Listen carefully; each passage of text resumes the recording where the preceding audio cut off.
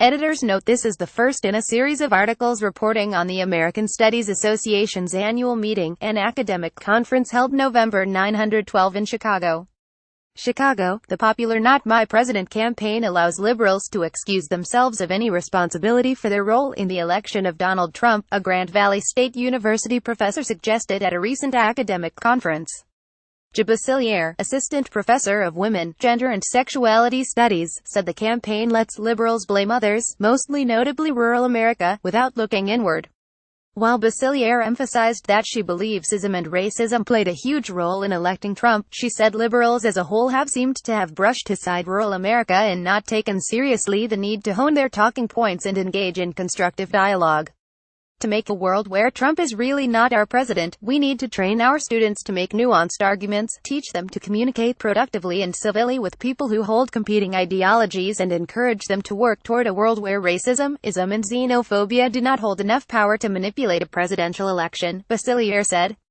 Speaking as part of a panel titled WTF Rural America Geography. Culpability. Trump, Basiliere pushed back against the political narrative that poor, conservative, uneducated rural voters alone are responsible for Trump's rise to power. The issue here is the ease in which Not My President allows scared liberals to disavow any cultural responsibility for the conditions that made Trump's platform so appealing, Basiliere said at the American Studies Association's annual conference, recently held in Chicago and themed around pedagogies of dissent. The scholar said the Not My President campaign has garnered acclaim because it is an escape into a fantasy world where Donald Trump is really not our president.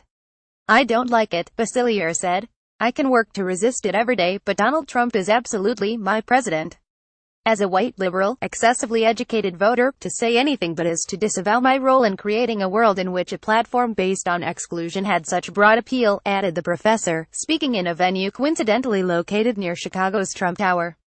Basiliere's comments about the anti-Trump campaign came during a presentation that provided a broad look at how commentators have analyzed rural voters during and after last year's presidential election and framed the rural-urban divide. Basiliere argued media coverage has often summed up Trump's electoral success as a contrast between his conservative, uneducated rural base and his liberal, urban, educated critics, drawing attention to headlines like "Why Rural America Voted for Trump" and a media graphic that broke down how counties with either a Cracker Barrel or Whole Foods voted in the 2016 presidential election.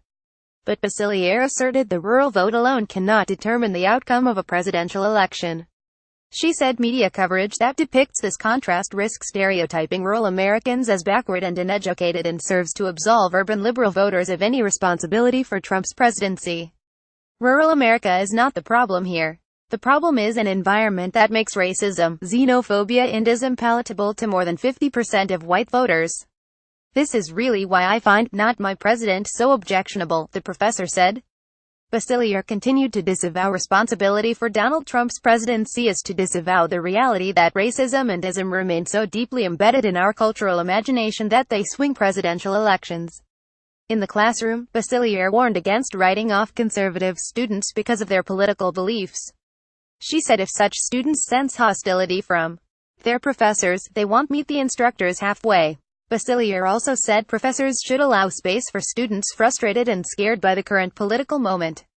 With the rise of social media and constant access to information, Basiliere said students are especially prone to be influenced by their social circles and unable to put aside those biases in the classroom.